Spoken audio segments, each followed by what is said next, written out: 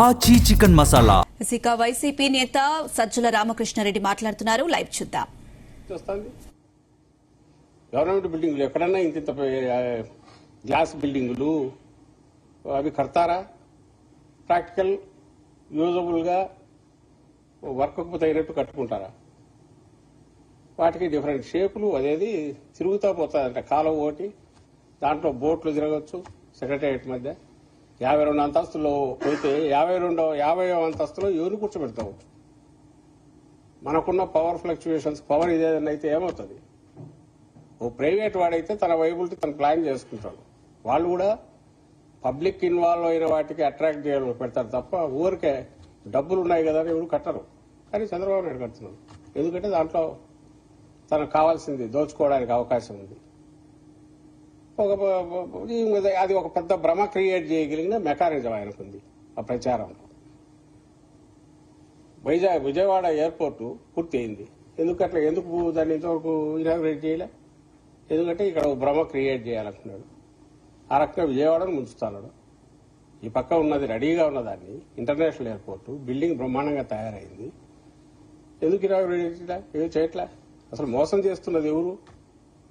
విజయవాడ, గుంటూరు వీటి పరిస్థితి ఏంది? మచిలీపట్నం పోర్టు నువ్వుగా లాస్ట్ జగన్మోహన్ రెడ్డి గారి హయాంలో మొదలై 30-40% పూర్తి అయింది. రామాయపట్నం 95 అయిపోయింది, 30-40% అయింది. ఈవేళ పూర్తి చేసిండొచ్చు.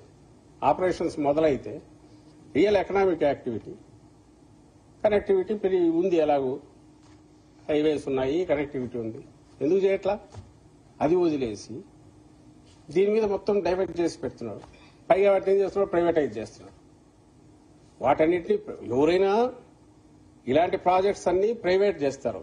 అంటే అద్భుతమైన బిల్డింగ్ లో న్యూయార్క్ పోయిన, మాన్హాటన్ పోయినా, ఇంకో దగ్గరికి పోయినా, డౌన్ టౌన్ అంటే ఏముంటాయంటే ప్రైవేట్ బిల్డింగ్ ఉంటాయి. గవర్నమెంట్ నార్మల్ దీంట్లో చిన్నదా అట్లా ఉంటుంది. ఇక్కడ రివర్స్, బరువు అంతా గవర్నమెంట్ అంటే ఎవరు? జనం. ప్రైవేట్ వాళ్ళకి ఏదంటే ఆదాయం వచ్చేది. మెడికల్ కాలేజీలు, హాస్పిటల్ వాటిలో దోచుకోవచ్చు.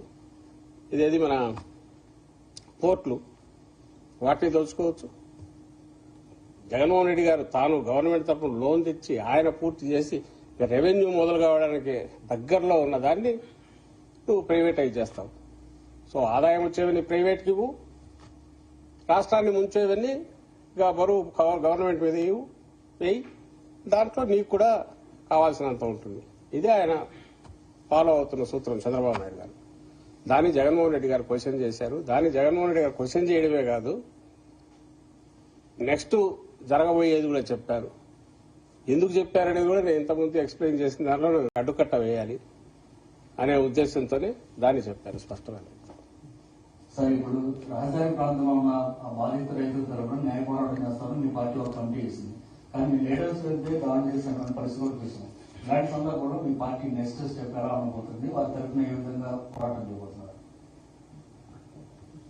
ఇప్పుడు అక్కడ రైతులు ఎవరైతే ఉన్నారో మొన్న ఇన్వైట్ చేసింది లేదా అంతకుముందు జగన్ గారిని కలిసింది, దానికి ఒక ముద్ర వాళ్ళు వైఎస్ఆర్సీపీ కార్యకర్తలు. నాకు అర్థం కావట్లేదు, వైఎస్ఆర్సీపీ కార్యకర్తలు అంటే వైఎస్ఆర్సీపీ అదేమన్నా ఎక్కడో బయట సంబంధం లేనిదా, లేక అన్ని సెక్షన్స్ దాంట్లో ఉండవా?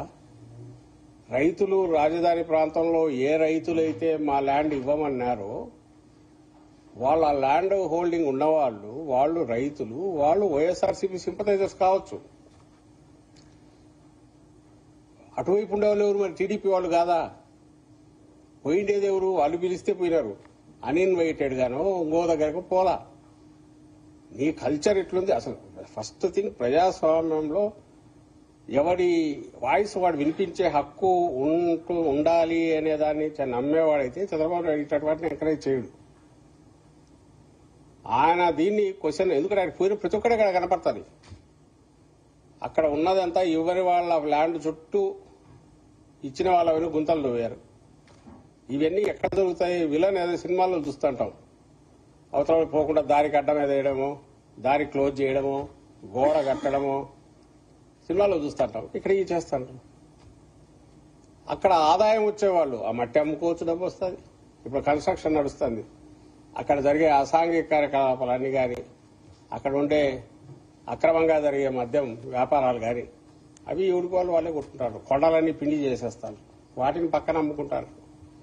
ఇలాంటి వాళ్ళంతా కలిసిన ఒక ముఠా ఏదైతే ఉందో వాళ్ళు మొన్న అడ్డం వచ్చారు.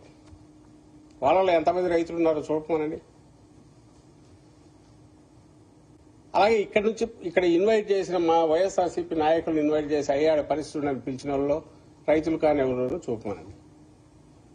దానికి వచ్చి అడ్డం కొట్టి బెదరగొట్టి అసలు అమరావతి అనగానే అది ఒకటి ఏదో దాని గురించి ప్రస్తావించడమే పాపం అన్నట్టు ఒక ఇది క్రియేట్ చేసే ప్రయత్నాలు ఏం చేస్తున్నారో వాటిని ఎదుర్కోవడంలో లీగల్ గా ఉంటుంది. ప్రజల్లో చైతన్యం తీసుకొచ్చే ఎఫర్ట్ పెడతాం. అలాగే కలిసి వచ్చే గ్రూపులను వాళ్ళను కలుపుకొని పోయి పోరాటం చేస్తాం. ఎన్ని పద్ధతుల్లో వీలైతే అన్ని పద్ధతుల్లో. ఎందుకంటే to save Andhra Pradesh and to save hour బ్రహ్మాండమైన అవకాశాలు, ప్రాస్పరిటీకి అవకాశాలు ఉన్న ఈ స్టేట్ను కాపాడడం, ప్రజలను కాపాడడం, ఆ బాధ్యత జగన్మోహన్ రెడ్డి గారు కానీ వైఎస్ఆర్సీపీ గారి ముందు నుంచి దాంట్లో ముందు ఉంటున్నాం, ఇప్పుడు ఉంటాం. రాష్ట్రంలో శాంతి భద్రతలు లేవని మీరు ఆరోపిస్తున్నారు. సాయికృష్ణ ఎపిసోడ్ కానీ క్రాంతి కుమార్ ఎపిసోడ్ కానీ వీటన్నింటినీ మీరు రాజకీయంగా ఉపయోగించుకునే ప్రయత్నం చేస్తున్నారని మీ పైన విమర్శలు చైల్డ్ చేస్తా ఉన్నారు. పోలీసులు చాలా బాగా పనిచేస్తున్నారని కూడా కన్వీనమెంట్ ఇస్తా ఉన్నారు. వీటి గురించి ఏమంటారు? రాజకీయం అంటే ప్రజలకు సంబంధం లేని ఏదైనా మేము చేస్తా అంటే అది తప్పు. అది చేసేది వాళ్ళు. అధికారంలో రావడానికి ఇది ఇప్పుడు నేను చూపించినట్టు రాత్రికి రాత్రి నాలుక మడత పడుతుంది, ఇటు తిరుగుతుంది, అటు తిరుగుతుంది, తెల్లారేసరికి ఒకటి ఉంటుంది, రాత్రికి ఒకటి అవుతుంది, మళ్ళీ రేపొద్దున కూడా ఇంకోటి కావచ్చు, తెలియదు, అవుతుంది అంటున్నారు. మళ్ళీ వాళ్ళ బేరాలు కుదరకపోయినా ఇంకోటి కాకపోయినా ఏదైనా జరగచ్చేమో తెలియదు.